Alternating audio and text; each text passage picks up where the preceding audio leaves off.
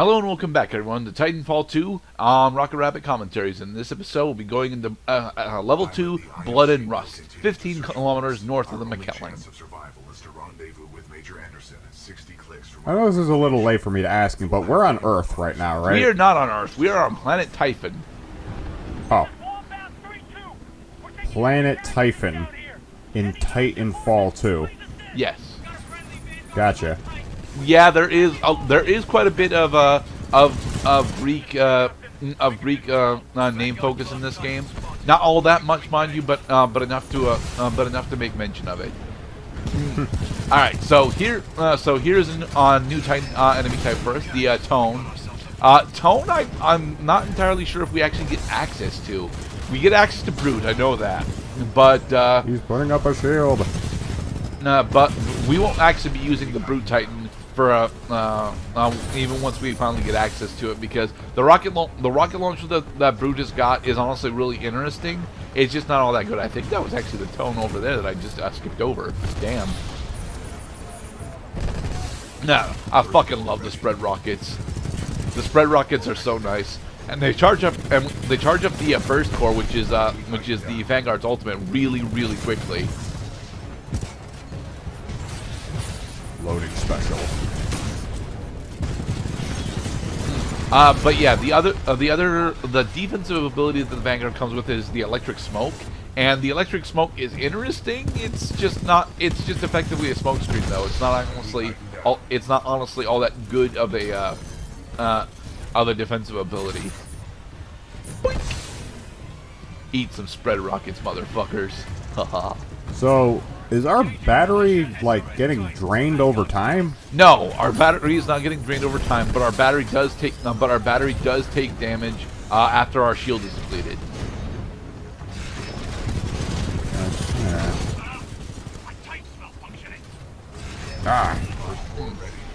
I swear I'd be doing better, but my Titan is just not doing it. Well, that's because, you know, he took heavy damage. And once you take heavy damage with your Titan, it starts performing less well. And here is the Brute, right? No, this is the Tone. Okay. Oh, baby, the Tone has got better, but I took too much damage. A tracker cannon on it, and the tracker cannon is interesting, but not good, to be perfectly honest. We'll be using it for this segment, but this is the only segment that we'll actually be using it in.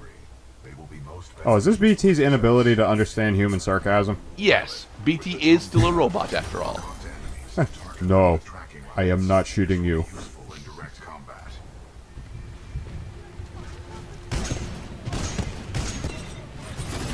Yeah, the tracker rounds are make for an interesting combo with the rocket launcher, and the salvo specifically is really is a really damn cool spectacle.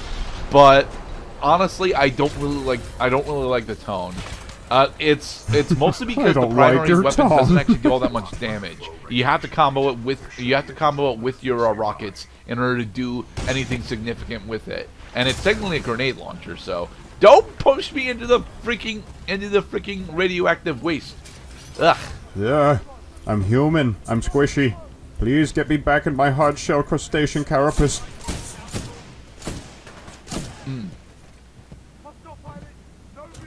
Is this the... No, this is the SMG. Okay. The SMGs in the game are honestly okay. They have lower maximum damage than the assault rifles do, obviously, but they don't. And they are short to mid range, much like the shotguns are. So you know, you're supposed to use them paired with a shotgun for optimal efficiency. But I don't know. The submachine guns are never honestly a weapon class that I like in any FPS game that I go into. Like, I think the only submachine gun that I had ever liked playing with is one of the CODs had the Scorpion SMGs, and I liked using twins of those. But that was like it. Stormtrooper syndrome. Are you a fan of any particular SMGs in video games, Mr. Cloud? Well, the Resident Evil 4 TMP is easily the most powerful weapon in the game before you get the Chicago typewriter. But isn't the TMP the plasma launcher? No, it's the machine pistol. Ah, okay. Pilot, Fires 9mm rounds and also a maximum damage output of 250 million when you have unlocked the exclusive from the merchant. Okay. Isn't that the one that's got the 3-round burst tied to it? No, that's the Matilda. Ah, okay. I mean, the Matilda's okay. It's just like you gotta play. You have to play the ammo game. It's survival horror. The game does not give you enough handgun ammo in order to make it worth a damn. Whereas this game actually gives you enough ammo for each of the different weapon types that experiment around with it. I'll find a way out. Well, I mean, okay, if you know the exploit where all you have to do is zero out your ammo, go to the merchant, buy more ammo, and then he fills your clip for you, okay, maybe the Matilda is viable, but otherwise you're going to have a hard time using it consistently. Where is the thing?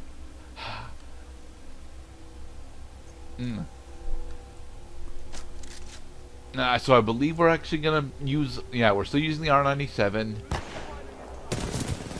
at mid-range because I'm terrible. And then sprint jump, wall run. This is Kane.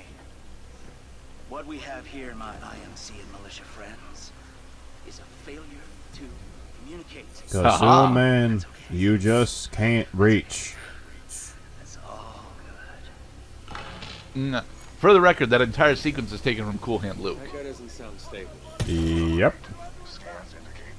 Alright, so here we get introduced to boss introductions. A majority of the bosses in the game we have a small introductory sequence for, and I actually really like that. It makes it so that these encounters feel, you know, slightly more personal, even if they aren't actually as personal as they feel.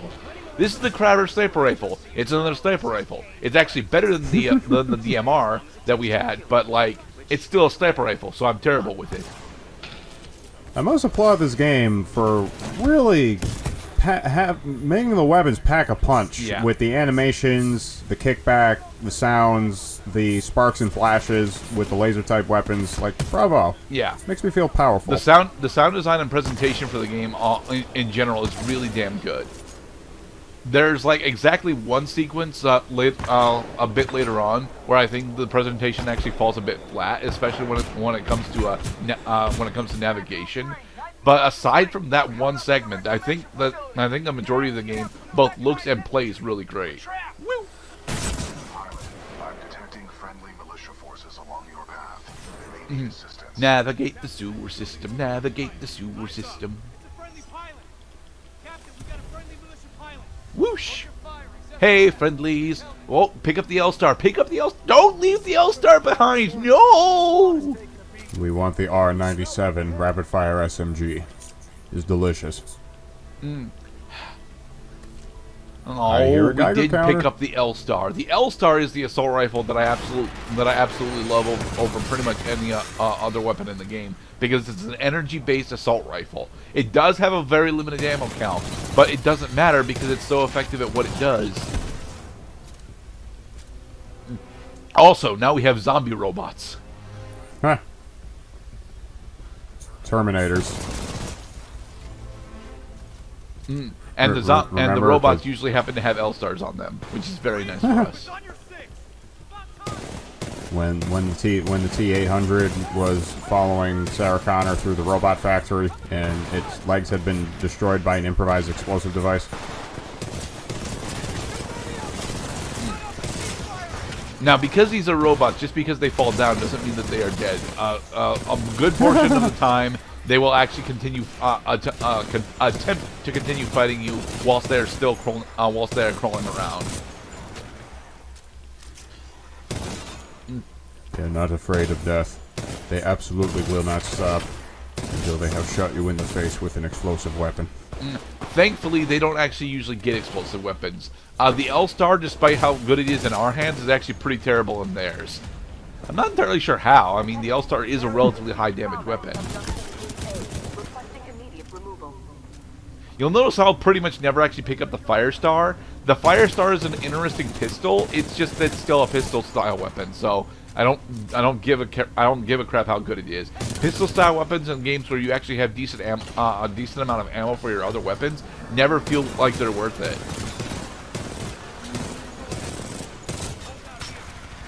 Uh-oh. Rockets.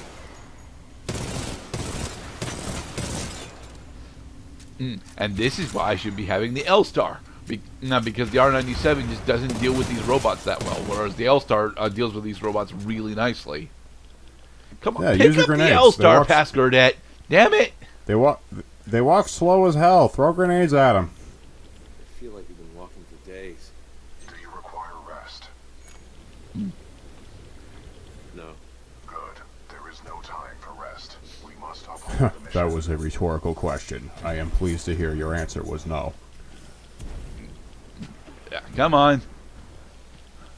This is me having we can't fall in the absolutely water. screwed up this platforming segment. Yeah. I did manage to recover myself, thankfully, but... And yes, we have just went in a large circle. This is past Gerdat attempting to recognize that he has gone in a large circle. Try going up. Like this. Very good. This is a new area. You can tell because there's an enemy here we haven't killed yet. Yep. For most of the time when I'm playing as pilot, I like to have an assault rifle and a shotgun. I know that I'm supposed to do SMG and shotgun, as I've already alluded to before, but having an assault rifle just feels better for me.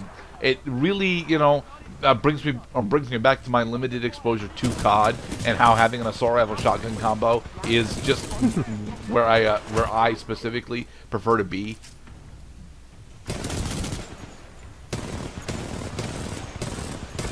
Huh, you still have a head. That's a problem. Let me fix that. I'm attempting to fix it, but there we go. We exploded his head. Now, how am I supposed to give you a haircut if you won't stand still? Nah, by allowing us to come up to your spot. I should mention that there's a reason why we're not finding any of the collectibles in the game, because the game actually does have a decent amount of collectibles. I managed to find about half of the collectibles on my first run. A good portion of the collectibles are like right in your path. There's a little bit of exploring that you need to do in order to pick them up, but the collectibles, honestly, unless you collect all of them, aren't really worth going after. There are achievements for them if you're playing this on consoles or with the Xbox connection, but like, I don't really need achievements in order to feel good about my gameplay. There are specific achievements in certain games that I'll go after, but not in a good majority of games that I play. I mean, Resident Evil Village made me laugh a couple times with the achievements that came up. Maybe that's just the point. Is that A, it acknowledges that you did a thing, and B, is trying to get you to laugh. Sometimes. That sucked. They don't need to kill those robots. Those are not enemy drones.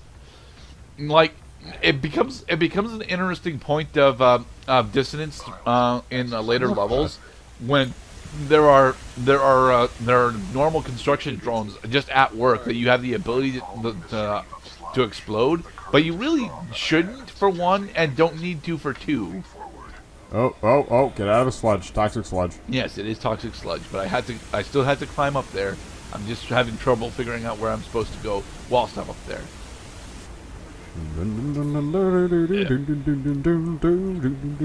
There we go.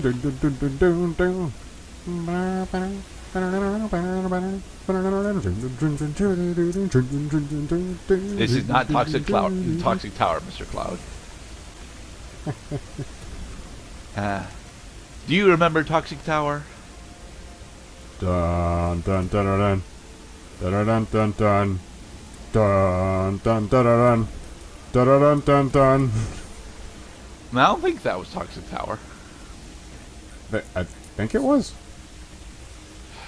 And to be perfectly honest, the backing track in Toxic Tower is actually really quiet. So. Great. Sounds good. Scans indicate multiple IMC security forces. Prepare yourself, pilot. We are prepared, Mr. BT. Button.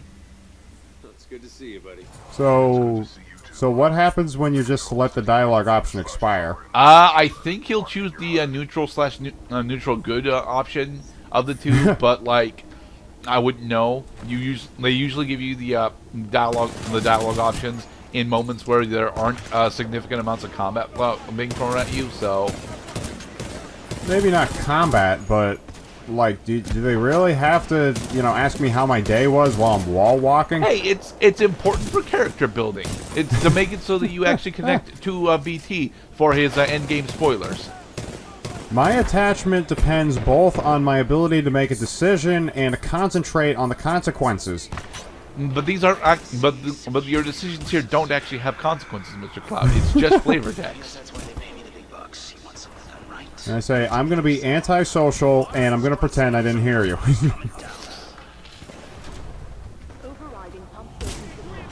And that's why we have the shotguns, because at medium range, Whoa! Ouch. The shotgun is able to one-shot a majority of the humanoid enemies that we fight. This particular sequence took me quite a bit, but we will do that in the next part. Be safe, everyone.